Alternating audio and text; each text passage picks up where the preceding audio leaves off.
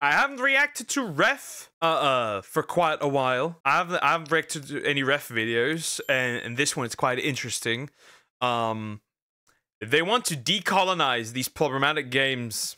It's not going well. Whoever says desu. This is about cozy. They want to, if I understood this correctly, they want to decolonize cozy games like Stardew Valley, and generally just indie games probably.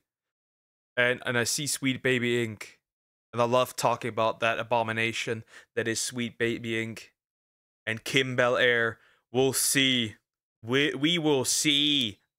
Hey, what's up, guys? Up here. So I'm sure everyone watching this video already knows Tristan J. Tarwater. They, them. They, them. Because I'm literally two people. one of the biggest problems plaguing the video game industry currently, and that is themes of colonialism in your favorite cozy games. Yes, this is what happens when members of the gaming industry have too much time on their hands, and they get these fuckers out of here! What? Wait, wait, would that technically fall under Dinkum because you build a farm in Australia? I can't do this anymore. I can't do this. Decolonize games. I thought like they wanted more diverse developers for indie games, or more diverse characters for indie like cozy indie games. It is about literally looking into if there's like colonialism in their mechanics. Does that mean that would that apply to all farming games? Technically? What the fuck is wrong with people? It's about game violence. All the good platformers violence isn't born from games. Leave games alone. It is true. Games have nothing to do with this. We know that. So that's nothing. It's more so that literally colonialism in video games. They them. Is it one very fat person? I do not know. Probably. They are work. He is. It's a dude, right? Tristan, that sounds like a dude. Is working at Sweet Baby, so probably. They start creating problems that can only be described as first world problems. One of the examples of something we're talking about today, a panel about decolonizing cozy games. Now, this was shared by Master of the TDS. I'll put a link to his YouTube channel in the description, but he shared an... Oh, I can recommend Master of the TDS and his wife. They're a lovely couple. They are a lovely couple. Just popped in. Hi, Bryson. How are you doing? Hope you're doing good. Hope you're doing good. I can't speak. They just want control. Ah, yeah, very true. Of course, they just want control. Absolute doozy with us today, and this all comes from a recent expo called Game Devs of Color Expo, which just wrapped up 2 days ago. And during this, there was a lot of different panels talking about different things. Here's one. These games can be good. These games can be good. Oh my good. They even have the pronouns. No. Dude, Z. What? No. Why would you do that to yourself? Another example, a panel about avoiding the yikes, a guide to working with sensitivity consultants. So it's very odd to see someone make their entire career about fighting a problem they describe as a yikes. Like, it sounds kind of goofy when you label what you think is so important as a yikes. But you can see, this is like the average consultancy group right here. You can see all the pronouns, everything from they to even they. How fun. And, well, you can see this is the... Oh, well, that's how that's pronounced. They, new terms, 2025. I don't think that one's that new, actually. That one's been around for a bit. Like 2 or 3 years, maybe? Description here. Do you have a great idea, but you're worried you might be getting something wrong or exaggerating in stereotypes? Maybe you want to create a diverse world, but need advice on how to do it. Are your characters from different backgrounds and have different experiences than people working on your project? Where have you heard that one before? In this panel, our group of sensitivity and cultural consulting experts addresses when, how, and who to engage for consulting to level up your game and the benefits they can bring. This does nothing. This does nothing. This does not. The moment I hear diversity is the moment I pack my things and I'm not touching that game. Not gonna lie. I want to say something unhinged, but I'm not going to. Actually, I'm going to. I wonder if the games industry would just explode when somebody would make like a hyper white game. Like just everything is just like white people and European culture. They would just explode probably. People like Kim at Bel Air would start exploding. They answer common questions and describe common pitfalls when hiring or not hiring for sensitivity consulting. Sweet Baby Inc. wasn't just a company, it is an idea that is still spread throughout a lot of the industry. If you think they are gone, absolutely not. We're even going to see some. Somebody shut down. Well, we can't really shut down Bridge. Bridge is everything that this stuff is like talking about, right? I just like to point out that none of these inclusive game companies showed any support to me. They knew about my game. Yeah, I'm not surprised. I'm not surprised. They need to be safe and cushions and cute and not inoffensive. It's just ugh. Sweet Baby Inc. employees in this video today. Now, of course, the main talk I wanted to go over, which was shared earlier, is the decolonizing cozy games. And this is a Sweet Baby Inc. employee right here in charge of it, saying what's so cozy about doing chores when you're at the center of the universe. We'll delve into cozy games and how they uphold values of colonialism in their mechanics and narrative. More than just being about vibes, cozy games project an idea of what is safe and rewarding for players and often promote values of capitalism by rewarding individualism and consumption. I hear communists talking. This sounds like communist. This is communist rhetoric. This Tristan person is a commie. Like, straight up. This is, like, literally, right? By rewarding individualism, something that does not exist under under communism, and consumption, which also doesn't really exist under communism. This is just a communist. This is just a communist. Am I stupid for this? This sounds like straight up commie shit. Nah, you always know what I say about communists. They aren't real people. Hyperwhite would actually be a hilarious name for a dystopia game where only white people are left. No non-white music, food, etc. These people would just explode. Yeah, unfortunately, it appears that when you're world building or building a civilization, these things might pop up. There might be some financial winners and losers, and it's very ironic to see people complain about themes of capitalism in a video game, in a genre of video games, that only exist because of capitalism. That is the funniest thing. And same with the consultancy groups. They only exist because of capitalism. This is a very, very interesting approach here, but they're going to give us plenty of examples of what makes... I still don't understand. These people have never picked up a history book. Not once. Communism does not work. They're all commies. For sure. Communism has never worked. It will never work. It doesn't work. The idea... Like, communism sounds like a good idea when you're like 9 or 10. Yo, everybody gets to have the same. Nobody has to hunger. Nobody has to, you know, everybody gets what they need.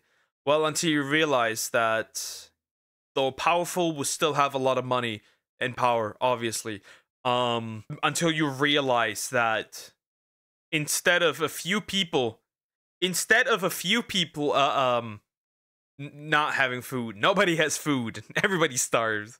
I guess everyone has the same then, huh? This has never worked out. No, not by cozy games. It's too late. They must be decolonized and removing of individualism and consumption and capitalism. Sorry, bro, you're too late, Cocos. Also, hi, how are you doing? Hope you're doing good. It's just, bro, it's just so fucking stupid. These people are so stupid. Go ahead. Ask the last living members who have experienced socialist Germany. Go ahead. Ask those how it felt. How it felt. Ask the people that ran to the other side. Go ahead, do that. A game showing off these colonial aspects, if you will. And some of them are absolutely crazy. In fact, they would make games like Stardew Valley problematic. Stardew Valley, one of the pillars of cozy games, right? I'm pretty sure it was made by one person, and 10 years after release, it's still sitting at a casual 63,000 in-game players on a random Sunday afternoon. But this game is problematic. Yeah, it's actually colonizer themed. You know why? Because it has weather patterns. Yes, if your game, your cozy game, has weather patterns, you might be promoting colonialism. Did you know that? Did you know that colonizers control the weather?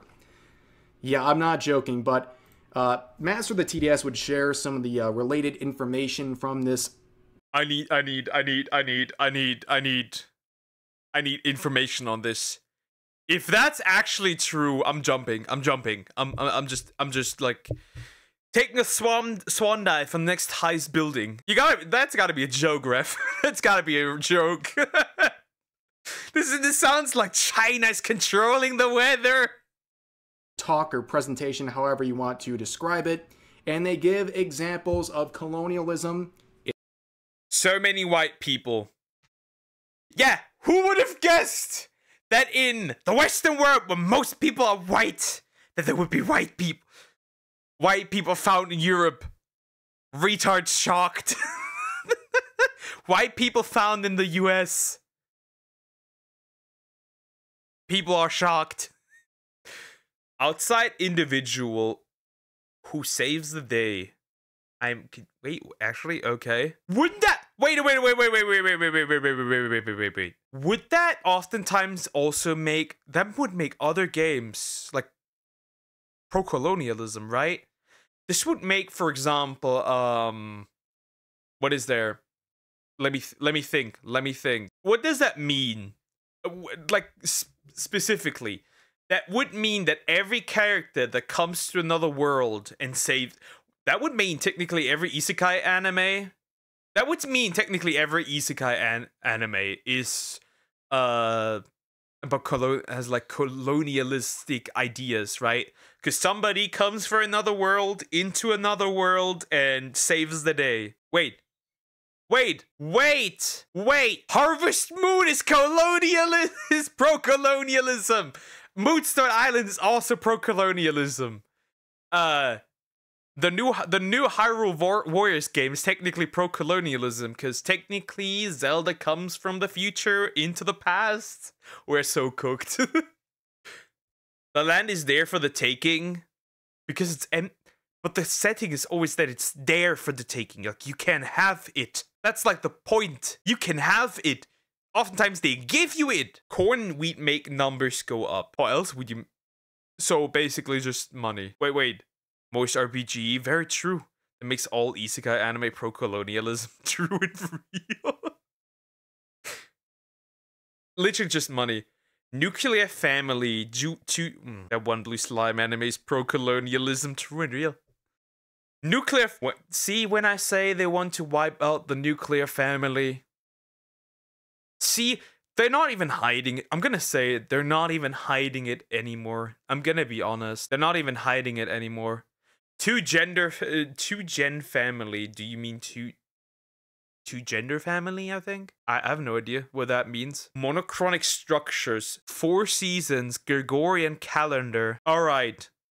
I'm pretty sure most places have at least 4 seasons. Most places have 4 seasons! And where these games are made, people have 4 seasons. What? He's actually not...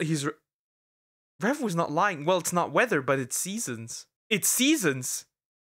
Seasons are pro-colonialism. Damn, that's crazy. Conveniently ancient civilizations. That applies to many games. Spirituality is silly. Well, it is. straight up racism. I've not played a cozy game with a straight up racism. These people are fucking dumb. These people are so stupid. The moment I see this, I'm not buying that game. In cozy games. First up, so many white people. Yeah, boo. We don't want to see white people in these games, right? That would be totally racist to not exclude a group of people from existing in a video game genre. But yeah, we're not off to a very good start, but it's probably not too surprising to see this, especially from a... They would make a cozy game in your European setting and 80% of the game would be people of color. That's literally what they would do. That is literally what these people would do. I can't with these... Sweet Baby Inc. employee. Here's another one saying, the outside individual who saves the day. I'm not really sure which way they're kind of going with this. I'm assuming maybe they're saying that, like, the outside person comes in and saves the simple civilization or helps build it or something, and that's somehow offensive. But the next one is very ironic for cozy games. It's colonialism if the land is there for the taking. I'm pretty sure, like, you could play Animal Crossing and this would be an issue for them because you'd be, like, doing player housing or building things or taking from the land. Like, how else would you have any of these games function at all? What are you going to do, just sit on the grass and not move? Oh, wait, that might be a problem. You're claiming up space in the grass. Oh, the land's there for the taking now, but you can see how this could apply to pretty much every single cozy type game out there. But the next one says, corn and wheats make number go up. Not even Stretch Armstrong could make a reach like that. But the next one lists the nuclear family. So having a traditional family structure in the game is a sign of colonialism. Now, we saw this with, I believe it was Soul Ash 2, where the developer was getting canceled because he had a lineage system in the game. And you would have to have heterosexual couples to produce offspring. And people considered that homophobic. And he basically said, if you don't like that, this game's not. I'm homophobic in this case. Gotta be honest, often cozy games literally have the most diverse characters than 90% of gaming genres.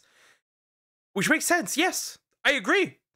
Also, it does make sense because these oftentimes also come from, like, first of all, smaller studios. It also makes sense because, specifically, this is very much focused on also farming games, right? This is very much focused on farming games and games where there is a romance feature. So having a lot of different characters with different characteristics, different looks, different features, makes sense. That is there. So everyone has something they might like. Also, you don't realize it. There needs to be diversity to the point where there's not a single white... There cannot be a single white pixel on a person in the game. Not only that, if they show any ounce of heterosexuality, it is colonialism. Or racism. Or homophobia. Or whatever phobia you want to insert. For you, but this is just how I want this game to function because it just makes sense for the purpose of what I'm doing in this game, and it would mess up a lot of the systems in the game, would make things more complicated. So appeasing to one person who probably wasn't going to buy the game anyways, who's making these concerns, not the best choice for the developer, and they got somewhat canceled for it. But we're seeing this pop up again. And here's another a bulleted list here saying monochronic structures, 4 seasons, and the Gregorian calendar. 4 seasons. So having weather cycles is now problematic. So if you're excited about the changing of the seasons in your cozy game, you're enjoying that shift from the fall to the winter, you are engaging in colonialism. You didn't even know it until now, so you're welcome.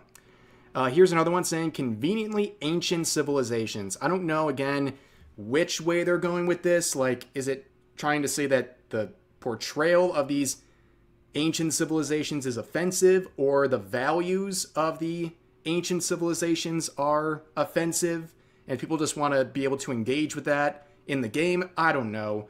But the next one says spirituality. It's silly. Now, I don't think they're talking about religion. I think they're talking about like new age spirituality or something like that. So I don't know about. Sorry, but believing in the rocks is silly. And another thing, I don't want racism for white women in games. Sorry. Astrology can go kick a bucket. Also, most of the times games where you can date both, but that's not what they want. If you pick male, you can only date males or anything that does not identify as woman. And if you pick a woman, you can only date women and anything that does not identify as a man. You can tell they don't actually play these games. Or games to begin with. Oh yeah, we can tell that these people... Games are not run by games are not made by gamers. And these consulting companies don't play games. That one. But then the last one, straight up racism. You know, of course, because there's straight up racism in a lot of cozy games. You know, there might be some like way off brand, small, indie dev, one man. Depending on the view I have, depending on what I look at, in what way I look at things, anything could be considered racist. And sure, anything. I think we need to go back to colorblind racism was so good. Anti-racism was so good. Colorblind anti-racism was so good. Just ignoring skin color altogether completely. What the hell are they talking about? Spirituality is silly. I don't know. They don't specify. Created cozy game that has something like that going on, but we're not talking about anything that has a significant following or level of support. I just think we're again, we're doing some reaching here, but let's move on to some lists of games that are successful, and I find one of them to be very interesting. So games to check out if you want something that is a cozy game that is not adhering to these acts of colonialism, these themes of colonialism in the game. One of them listed is Tales of the Shire, which of course has a connection to Sweet Baby. How convenient this would be listed off as a good example of a cozy game. And Tales of the Shire is, of course, supposed to be a cozy game based on the Lord of the Rings IP. It's one that was announced quite some time ago, and it was met with a lot of criticism. Because yeah, it eventually you'd end up also with Tales of the Ass Beating, because that is what happened. There's a lot of people are looking at the Weta Workshop, one of the devs behind it, and they had a lot of DEI related stuff on their website. I actually looked back and it seems like they got rid of a lot of it. So maybe they're kind of getting self-aware where, you know, the first thing they were saying to you is like, hey, our greatest strength is our diversity. And then people are like, well, how is that going to make a good game with hobbits? You know what I mean? And people also started looking at some of the preview clips, and it's, you know, it just kind of adds up. Now, of course, this is a game that wasn't supposed to, like, reinvent the wheel. It's supposed to be like a cozy game where you're just going around as a hobbit, having fun, making homes, doing stuff like that.